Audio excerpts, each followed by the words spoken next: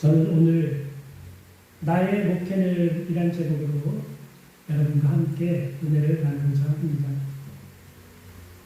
오늘 본문에서 우리가 읽을 말씀을 잘 읽어보면 사도 바울이 어떤 철학을 가지고 또 어떤 목회자적인 생각을 가지고 목회를 했는지 우리에게 말씀을 해주고 있는 본문입니다.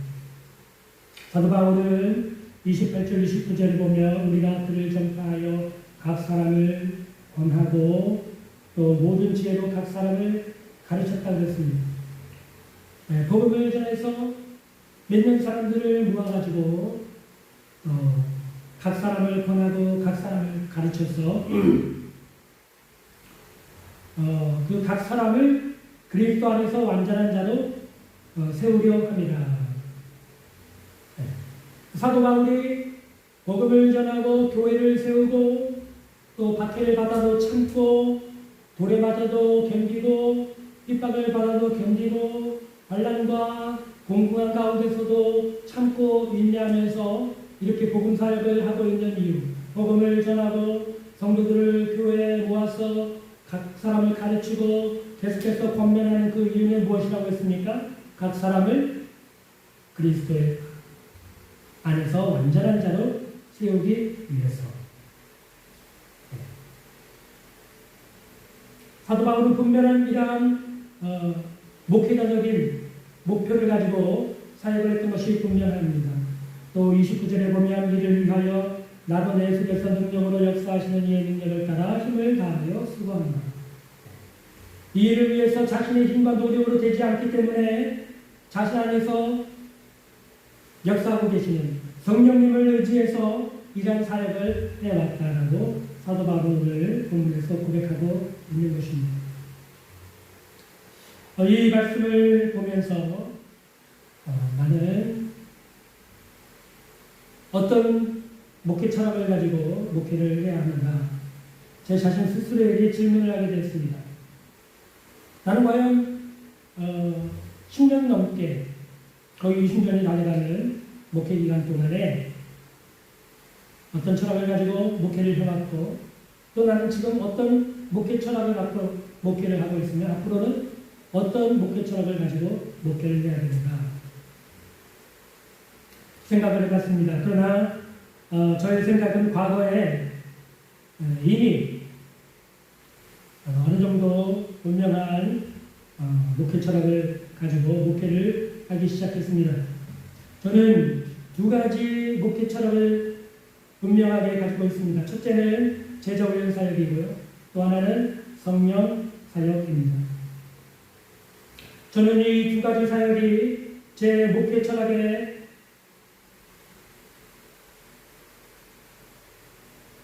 반드시 필요한 사역이라고 생각하고 있고 저는 이 일을 통해서 하나님의 교회를 세울 수 있다고 분명하게 믿고 있습니다.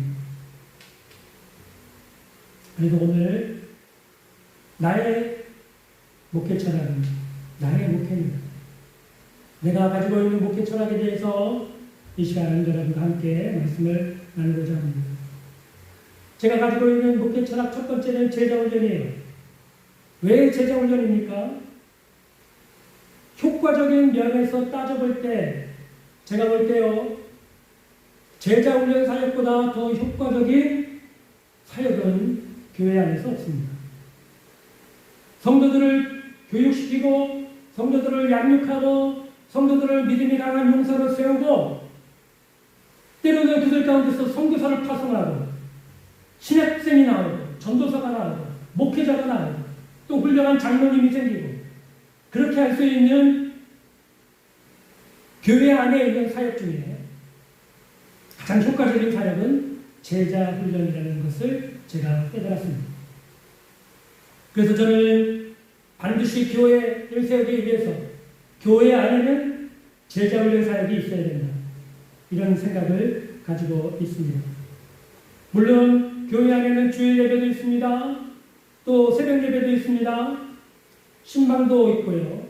각종 계절마다 가을에는 부흥회 봄철에는 대신방, 뭐 여름에는 부흥회, 네? 또 겨울에는 전도집회, 각종 세미나가 많이 있어요. 또 그리고 교회 안에는 뭐가 있습니까? 우리 성도들이 모여서 함께 교제를 나누고 신앙생활을 하는 속회, 밴드, 뭐 구역 이런 것들이 있죠. 근데 이 많은 것들 중에 가장 대표적으로 제가 하나만 소개를 해보겠습니다. 여러분이 그래도 은혜를 받는다라고 하는 집회가 무엇입니까? 한번 생각해 보세요. 교회 안에서 있는 여러 프로그램들, 집회들 중에 그래도 여러분이 참석하면 은혜를 받는다라고 하는 집회가 어떤 것이 있습니까? 네, 부흥회 또는 찬양 집회 이런 것들이죠. 부흥회는 유명한 강사 목사님, 또 재미있는 목사님, 또 간증하시는 분 초빙에다가 은혜로 말씀을 듣고 은혜 받고 또 회개도 하고 그러는 집회입니다. 근데 그때 부흥회 때 받는 또 찬양 집회 때 받는 은혜는 잠시 받는 거예요. 잠시 동안만 받는 거예요. 시간이 지나면 여러분 그 은혜가 싹 사라져버립니다. 아무리 큰 은혜를 받았어도 아무리 불덩어리를 받았어도 여러분 그 은혜가 오래가지 못합니다. 한 주 가지 못하는 경우가 대부분이고요. 길어봤자 뭐 한 2주, 보름달까지 한 달 가지 못합니다. 부흥회가 끝나고 한 달 지나면 다 성도들이 옛 모습으로 돌아가 있어요. 그래서 부흥회를 해도 그 은혜가 오래가지 못하기 때문에 효과적인 교회 안에서의 사역이라고는 볼 수 없습니다. 1907년도 과거 한국 교회에 평양 대붕이 일어난 적이 있었습니다. 이때 큰 회개운동이 일어나고 성령의 운동이 일어나서 복음이 한반도 곳곳에 퍼지게 되었고 전해지게 되었고 교회들이 세워졌고 또 세워진 교회들마다 주기철 목사님이나 손양훈 목사님 같은 그런 유명한 보흥사 목사님들이 전국 방방곡곡을 다니면서 복음의 말씀을 전하고 성도들에게 은혜를 끼치고 그랬던 적이 있었습니다. 그런데 여러분 그것이 1907년도 이후에 벌어진 일들이었는데 1930년대 후반에 가면서 좀 상황이 바뀌게 됐습니다. 일본 제국이 한국 교회를 향해서 심사참배, 한국 교회뿐만 아니죠. 그 당시에 있던 모든 조선 백성들에게 심사참배를 하라고 강요를 하기 시작했습니다. 근데 그 결과가 어떻게 됐습니까? 한국 교회는 심사참배 앞에 무릎을 꿇고 말았습니다. 몇몇의 소수에 저항하던 목회자, 평신도 때로는 고문을 받다가 감옥에서 순교하기도 하시고 또 고문을 많이 받아서 감옥에서 풀려난 다음에는 거의 반병신처럼 살아가던 목회자나 평신도들이 소수가 있었고 나머지 대부분은 다 심사참배에 굴복하고 말았습니다.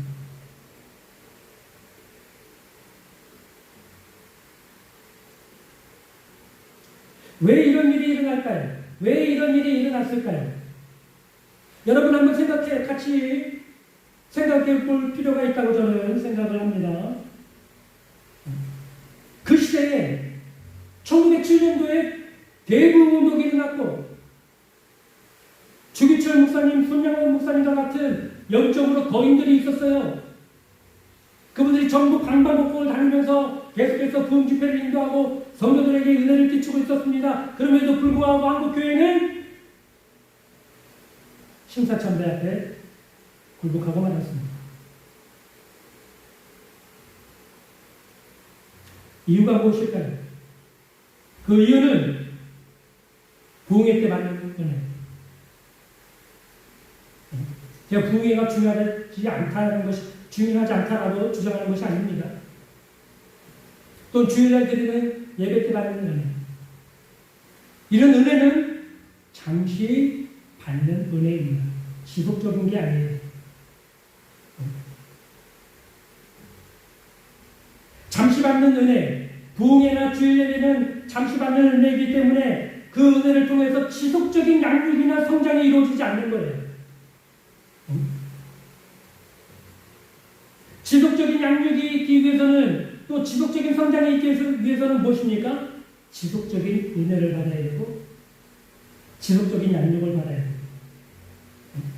여러분 한번 생각해 보십시오. 여러분이 집에 있는 자녀들을 한번 생각해 보세요. 여러분이 일주일에 한 번씩 여러분 집에 가서 아이들 밥 먹이고 빨래해주고 필요한 거 다 챙겨주고 일주일에 한 번씩만 그렇게 자녀들을 챙겨준다고 생각해 보세요. 그 자녀들이 바르게 자랄 수 있겠습니까?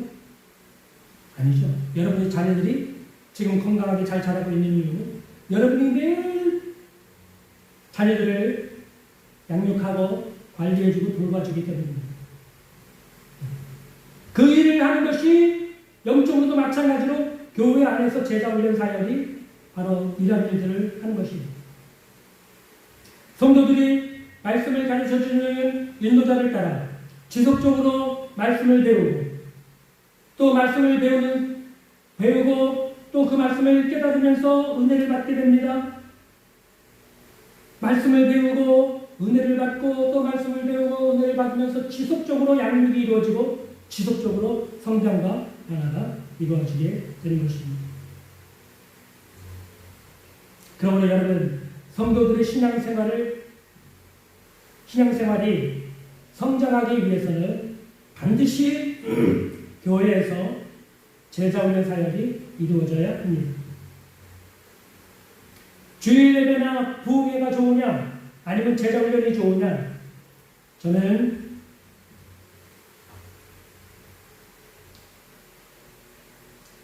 주일 예배가 나쁘다, 부흥회가 나쁘다 이런 얘기가 말씀을 드리는 게 아니에요. 지속적인 신앙 성장을 위해서는 부흥회도 좋고 주일 예배 꾸준하게 참석하는 것도 중요하지만 그보다 훨씬 더 효과적으로 성도들의 신앙생활 성장에 유익한 것은 제자훈련이 훨씬 더 중요하고 효과적이다. 그런 말씀을 드리고 있는 것입니다. 주일 예배를 10년, 20년 드렸어도 그 신앙생활의 변화나 언어 생활의 변화나 그 사람의 생각의 변화나 가치관의 변화가 없이 성식이 없는 성도들이 오늘날 교회 안에 많이 있습니다. 또 성도들 중에 이 부흥에 쫓아다니고 저 부흥에 쫓아다니고 이 은사 집회 저 은사 집회 따라다니면서 많은 은혜를 받았던 사람들이 때로 보면요 신앙이 한편없는 경우도 많이 봤습니다.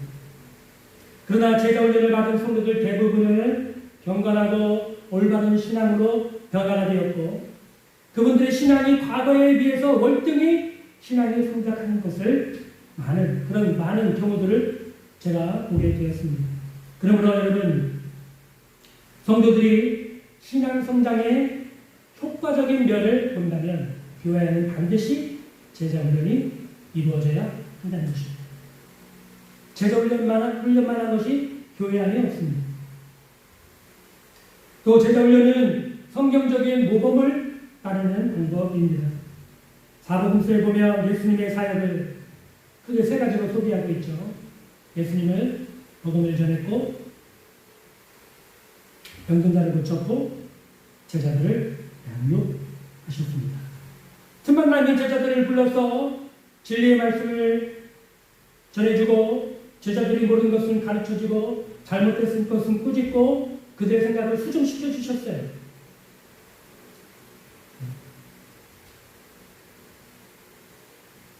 그리고 오순절에 성령을 받은 초대교회 사도들도 날마다 성도들을 성전에 불러 모아서 말씀을 가르쳤다고 성경은 기록하고 있습니다. 사도 바울도 가는 곳마다 이방 지역에 나가서 복음을 전하는 곳마다 믿고 돌아오는 사람들을 모아다가 교회를 세우고 모임 공동체를 세우고 그 공동체 안에 모인 사람들 날마다 불러다가 말씀을 가르쳤다. 제자훈련했다고 성경은 우리에게 말씀해 주고 있습니다. 따라서 제자훈련 사역은 성경적인 모범을 따르는 신앙생활 훈련의 가장 모범이 되는 그런 훈련이라고 할 수 있습니다. 초대교회 때 로마의 대박해가 있었습니다. 로마 교회는 초대교회 때 베드로와 사도 바울의 지도를 받으면서 성장해 나갔던 그런 교회였습니다. 그래서 그런지요, 로마의 대박해 기간 동안에 AD 70년부터 313년 그 사이에 수많은 로마의 대박해 속에서도 성도들이 핍박을 당하고 무수히 많이 순교했음에도 불구하고 로마의 이 박해에 굴복하지 않고 나중에는 로마를 기독교화시키는, 복음화시키는 그런 교회가 바로 로마 교회였고 로마 교회 성도들이었습니다. 우리는요, 한국 교회는 일제 시대 때 신사참배에 굴복했어요. 그러나 로마 시대에 초대교회 성도들은 일제 시대 때보다 훨씬 더 많은 사람이 죽었고 훨씬 더 많은 사람들이 고문을 당했고 가진 것을 다 빼앗겼고 심한 멸시와 모욕을 당했음에도 불구하고 굴복하지 않았다고요. 이 차이가 어디서 났을까요? 로마 교회, 초대교회 때 성도들의 신앙과 일제 치하에 있었던 한국 교회의 성도들의 신앙의 차이는 어디 있었을까요? 저는 분명히 제자훈련 사역에 있다고 그렇게 이 사건을 바라보고 있습니다. 그렇게 생각하고 있습니다. 여러분은 어떠십니까?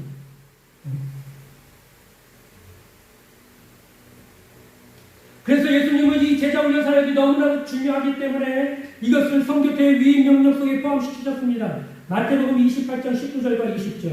너희는 가서 모든 족속으로 제자를 삼아 아버지와 아들과 성령의 이름으로 세례를 주고 내가 너희에게 분반 모든 것을 가르치고 지켜 행하게 하라. 볼지어다 내가 세상 끝날까지 너희와 항상 함께 있으리라. 이 선교 대위임 명령, 주님이 우리에게 주신 이 명령, 선교 위임 명령에 보면 제자훈련 사역이 포함되어 있어요. 가서 복음을 전해라. 제자를 삼아서 세례를 주고 내가 너희에게 가르치고 분반 모든 것을 너희도 제자들에게 가르쳐서 지키게 하라는 것입니다. 이게 제자훈련이에요. 가르치고 지키게 하고 또 가르치고 지키게 하고 그렇게 하는 것입니다. 이게 제자훈련 사역이거든요.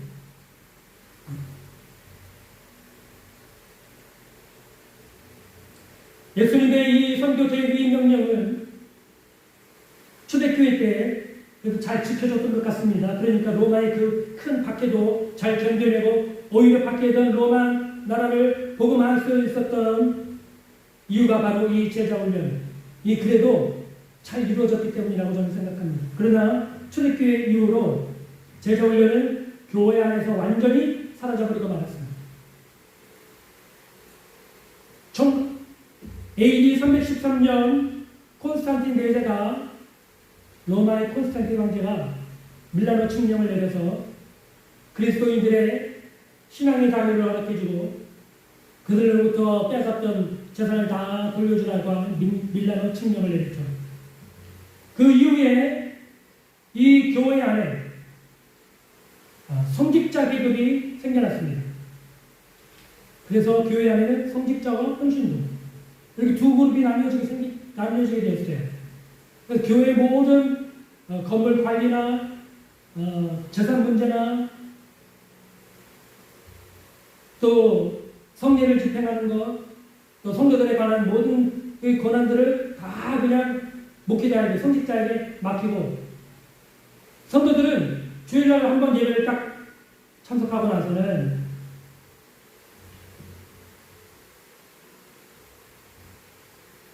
그냥 세상 일에 전념하고 몰두하는 사람들로 그렇게 스스로를 생각하고 바라보게 되었습니다.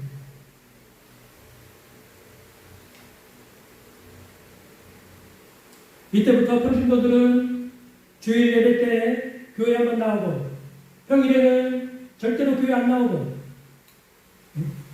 모이지도 않는 그런 일이 교회 전통이 되어버렸습니다. 교회 안에서 제자훈련 사역이 완전히 사라져버린 것입니다. 그 결과는 무엇입니까? 중세 기독교의 타락과 방종이 이어지게 되었습니다. 1500년 동안은 그렇게 타락하고 방종하고 타락하고 방종하고, 성직자가 타락하니까 성도들도 타락하죠. 그것이 1500년 동안 이어졌습니다. 그러다가 제자훈련이 다시 나타나게 된 것은 1900년도 중후반부터인데요. 몇몇 목사님들이 성경에서 제자훈련 사역의 중요성을 깨닫고 몇몇 목사님들과 선교단체를 중심으로 제자훈련 사역이 활발하게 일어나기 시작했습니다. 외국에서는 1980년대 아르헨티나에서 목회를 하시던 후안 카를로스 오르티즈라고 하는 목사님이 대표적으로 제자훈련 사역을 하셨던 분인데, 하셨고 또 알린 분이신데, 그분이 쓴 책 중에 제자입니까? 라는 책이 있습니다. 세계적인 베스트셀러가 된 그런 책인데요. 네. 이런 분들, 몇몇 분들을 통해서 제자훈련 사역에 대한 중요성이 부각이 되었고요. 우리나라는 1980년대부터 CCC나 예수전도단, UBF와 같은 선교단체들이 대학교 안에서 복음을 전하고 또 그들에게 성경을 가르치면서 제자훈련이 시작이 됐습니다. 또 우리 기존 교회 안에서는 특별히 사랑의 교회 고 옥하는 목사님, 온누리교회 고 하영도 목사님을 중심으로 한국교회 안에 제자훈련 사역이 일어나기 시작했습니다. 그러나 불행하게도 아직 한국교회는 이 제자훈련 사역이 정착이 되지 못했어요.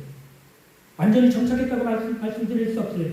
몇몇 교회들이 제자훈련 사역의 중요성을 깨닫고 이 일을 하고 있지, 대부분의 전통교회, 한국교회 안에서 제자훈련 사역이 잘 이루어지지 못하고 있는 현실입니다. 여전히 많은 교회들이 전통적인 방식을 고수하고 있어요. 주일 예배를 강조하고 11조를 강조하고 봉사를 강조하고 목사님의 말에 절대 순종을 강조하면서도 제자훈련 사역은 시키지 않고 있어요. 이것은 여러분 다시 말하면 한국교회가 예수님의 선교 대비인 명령에 제대로 따르지 못하고 순종하지 못하고 있는 상태에 있다, 이렇게 말씀을 드릴 수가 있는 것입니다. 선교 대비인 명령을 주셨는데 그 명령대로 하지 않고 있는 거예요. 가르쳐서 지키게 하라고 했는데 가르치는 것까지는 하는데 지키게 하는 것까지는 하지 못하고 있는 것이 오늘날 한국교회의 현실입니다. 우리가 주님이 기뻐하시는 교회가 되기 위해서 반드시 교회 안에 제자훈련 사역이 이루어져야 합니다. 그래야만 교회 안에 신실하고 성숙한 믿음의 성도들이 신실하고 진실한 성도들로 양육을 받고 성장할 수가 있습니다. 교회 안에는 이런 성도들, 신실한 성도들, 믿을만한 성도들, 성숙한 성도들이 많아져야 합니다. 그래야 교회가 세상에 영향력을 끼치고 변화시킬 수 있습니다. 그래서 저는 제자훈련이 바로 저의 목회 철학이라고 생각을 하고, 또 기회가 되는 대로 성도들이 생기면 한 사람 한 사람이라도 붙들고 제자훈련을 하려고 하는 그런 목회 철학을 가지고 있습니다. 한 달인가 2달 전이죠. 제가 우연히 알코올 중독에 빠져있는 한 자매를 알게 됐습니다. 그 자매와 전화통화를 하면서 그 자매가 알코올 중독으로 빠져서 주일날 교회도 못 나오고 신앙생활에 대해서 물어보면 다 엉터리고 너무 처참한 지경에 빠져있더라고요. 그래서 제가 권면을 했습니다. 자매님, 그럴 것이 아니라 교회를 나오지 않더라도 성경을 읽고 묵상하고 배우는 우리 제자훈련을 함께 합시다. 우리가 만나지도 못하지만 전화로나 또는 카톡으로 제가 자매님 성경을 가르쳐드리고 양육을 할 테니까 자매님이 한번 해보시겠습니까? 제가 한번 본면의 말씀을 드렸더니 좋다고 해서 한 2개월 정도를 했습니다. 처음에는 이게 막 성경을 읽고 묵상하고 배우는 게 잘 맞지가 않죠. 그러니까 처음에는 거부감을 많이 보이시다가 시간이 지나면서 점점 거부감이 사라지고 이분이 하는 말이 성경 읽는 것이 재밌대요. 성경 읽는 게 재밌고 성경에 보면 볼수록 궁금한 점이 많아지고 카톡에 보면 질문이 얼마나 많은지 몰라요. 이거는 왜 이래? 이거는 무슨 뜻이에요? 질문이 엄청 많아요.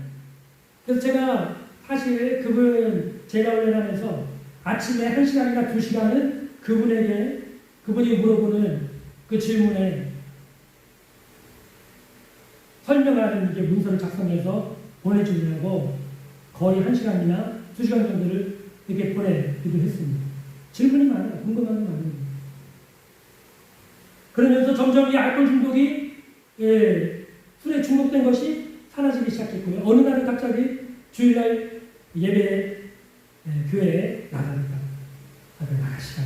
가까운 원래 다니시던 교회에 나가시라. 또 얼마 정도 시간이 지나니까 새벽 예배를 나가게 돼요. 새벽 예배 나가시라. 삶이 점점 변화되는 것을 보고 알코올 중독 잠이었어요. 교회를 못 나가던 잠이었어요. 그러나 여러분 말씀을 계속해서 읽게 하고 묵상하게 하고 또 공부하게 하고 그 일을 지도만 해줬을 뿐인데 그런 삶이 그렇게 변화되는 것을 제가 이 자매를 통해서 경험을 하게 됐고 알게 되었습니다. 그래서 여러분 이렇게 알코올 중독에 빠진 사람도 교회를 나가게 하고 새벽 예배를 하게 할 수 있는 제자 훈련이라면 여러분 얼마나 성도들이 믿음을 성장하고 또 변화된 삶을 살 수 있도록 하는데 얼마나 더 효과적이겠습니까? 그렇지 않겠습니까? 그러므로 여러분도 시간이 되면 반드시 교회에서 행해지는 성경 공부반이나 제자훈련반에 꼭 들어가십시오. 그래서 지도를 받으시고 양육을 받으시고 그래서 제자훈련을 통해서 여러분의 삶이 변화가 되고 성숙되고 또 여러분의 변화된 삶을 통해서 여러분의 가족과 또 여러분의 친구들 또 여러분과 함께 직장 다니는 직장 동료들이 주님께로 인도되어지는 그런 놀라운 일이 있게 되기를 주님의 이름으로 축복합니다. 또 두 번째 제 목회 철학은 교회 안에는 성령 사역이 이루어져야 한다는 것입니다. 그래서 성도들이 성령 충만한 신앙생활을 하게 만들어야 한다는 거예요. 로마서 7장 6절에 보면 굉장히 중요한 말씀이 나오는데요. 여러분 함께 찾아서 읽어보도록 하겠습니다. 로마서 7장 6절입니다.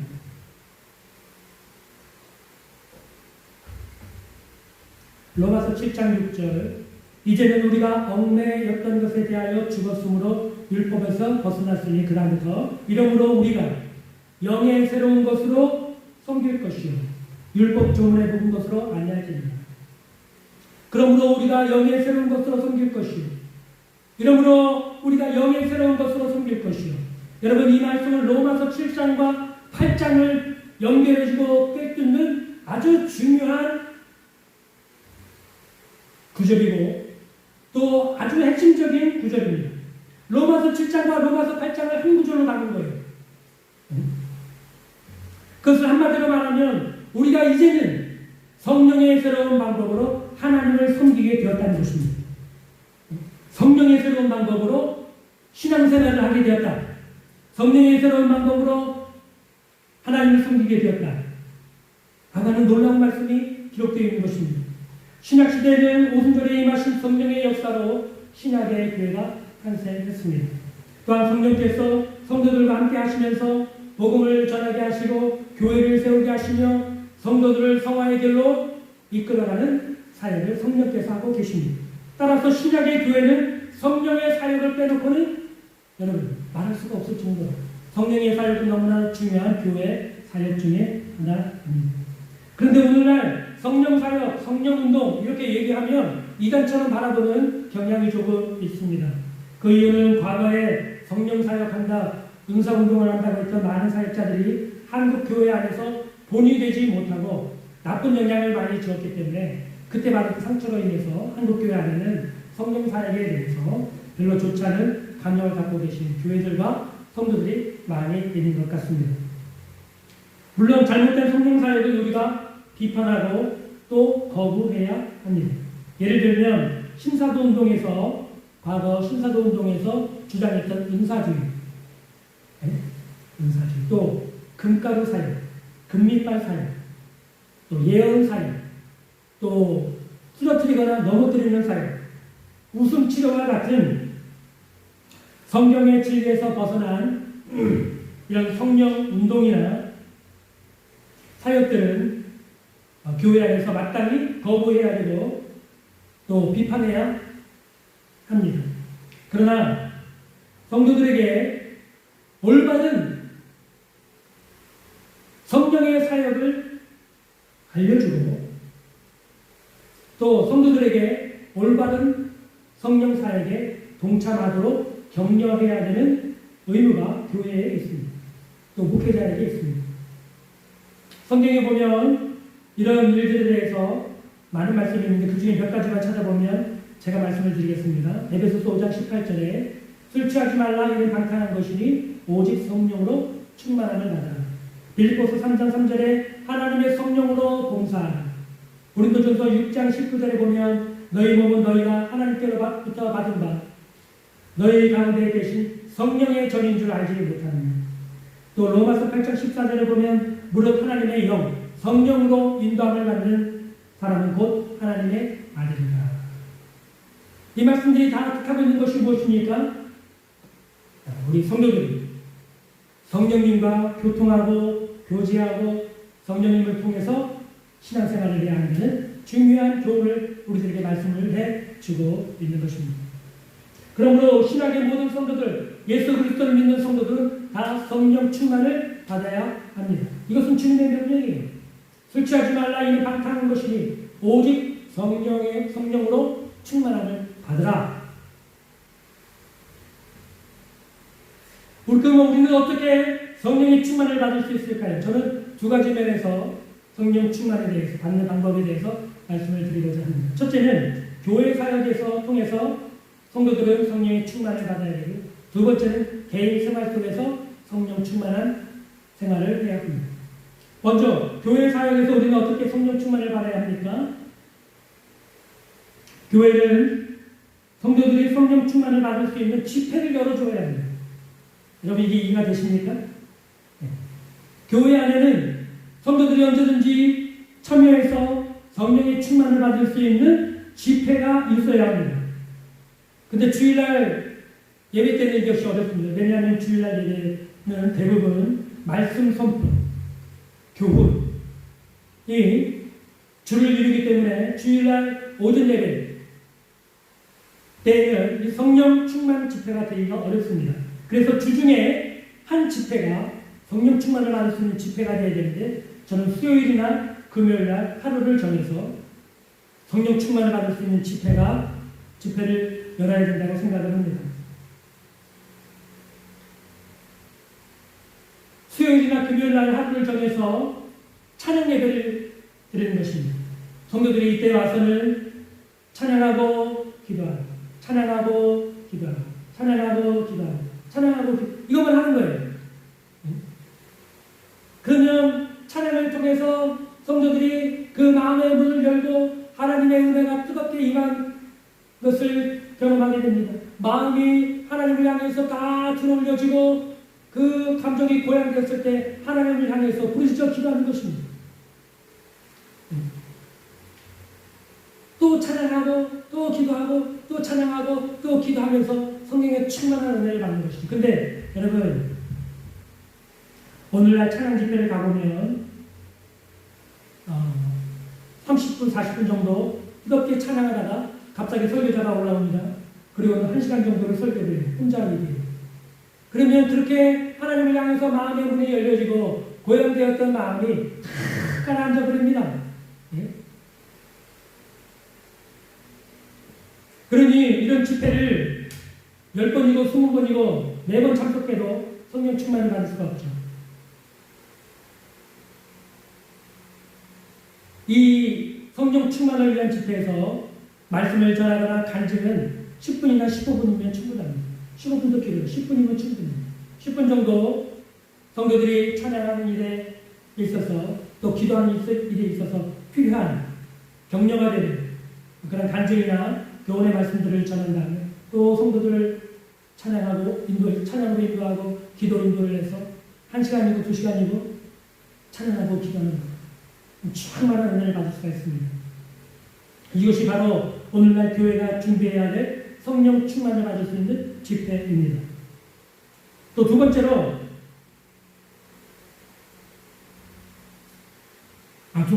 말씀을 드리기 전에 성경에도 보면 사도행전에 보면 성도들이 모여서 뜨겁게 기도할 때 오순절에 성령이 임했습니다.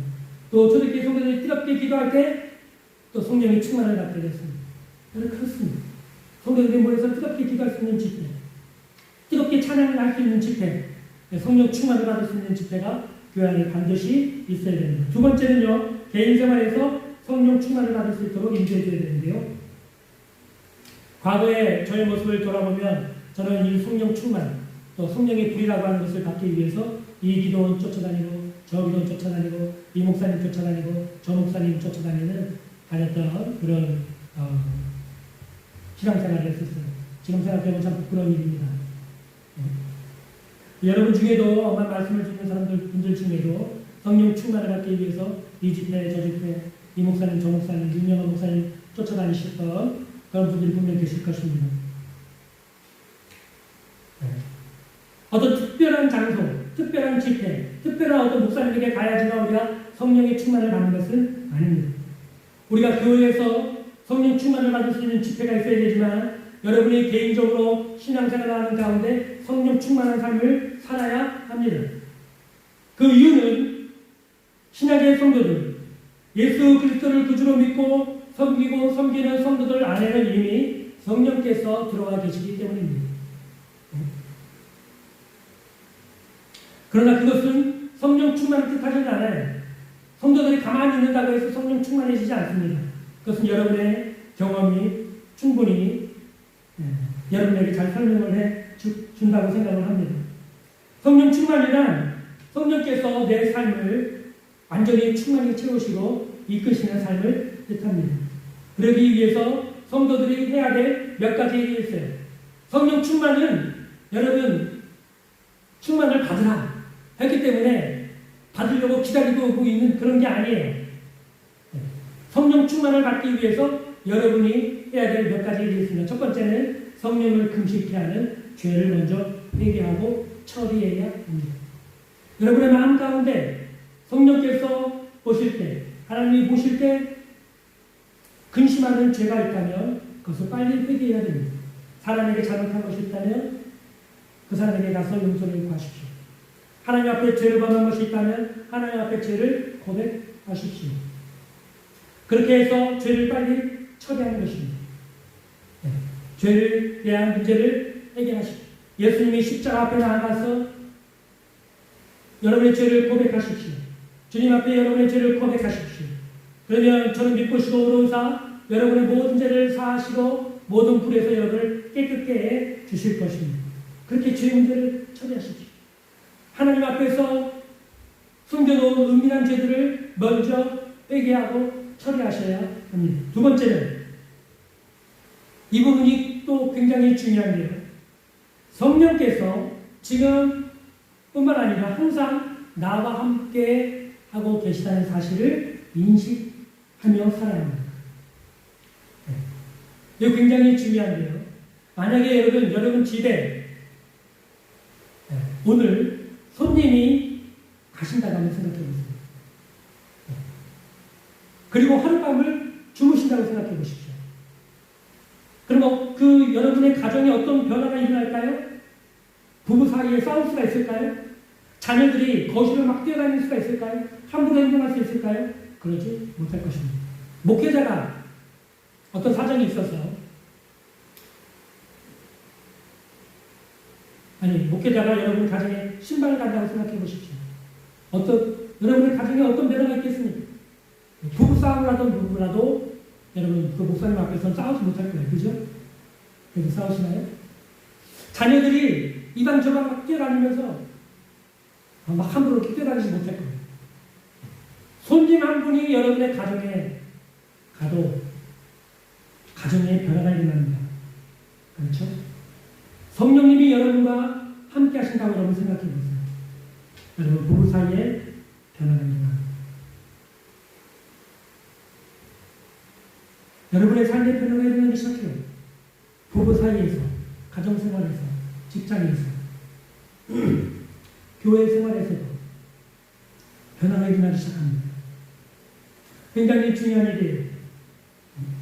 이혼의 위기 가운데 있는 부부들은 오늘 이 말씀을 잘 들으십시오. 지금 여러분 위기 가운데 있다고 하지만 여러분 심령 가운데 성령님이 계심을 분명히 아십시오. 여러분이 가정에 돌아가도 성령께서 여러분과 함께하고 계십니다. 그 가정에 부부 둘만 있는 게 아니에요. 성령께서 주인으로, 그 가정의 주인으로 그 가정 가운데 계십니다. 그 여러분의 행동이나 여러분의 언어가 어떻게 해야 됩니까? 함부로 말할 수 있습니까? 함부로 싸울 수 있습니까? 그럴 수 없습니다.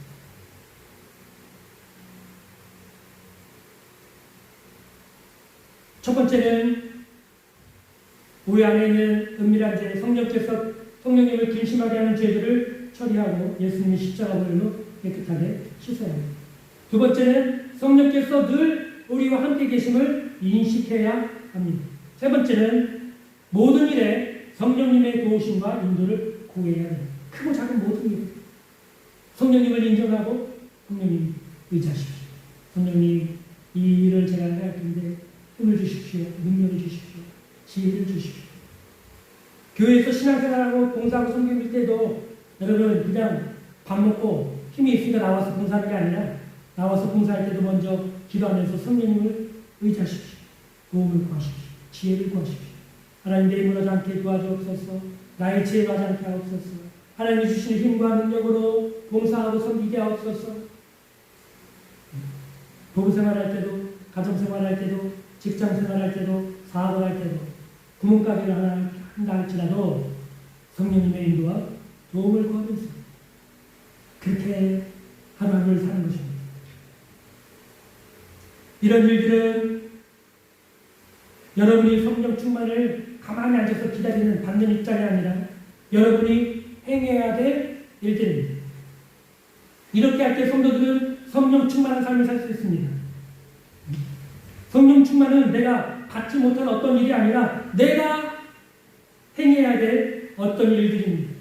먼저 나의 제 은밀한 죄를 회개하고 성령님이 나와 항상 함께 계심을 인정하고 항상 성령님의 인도와 도움을 구하는 것.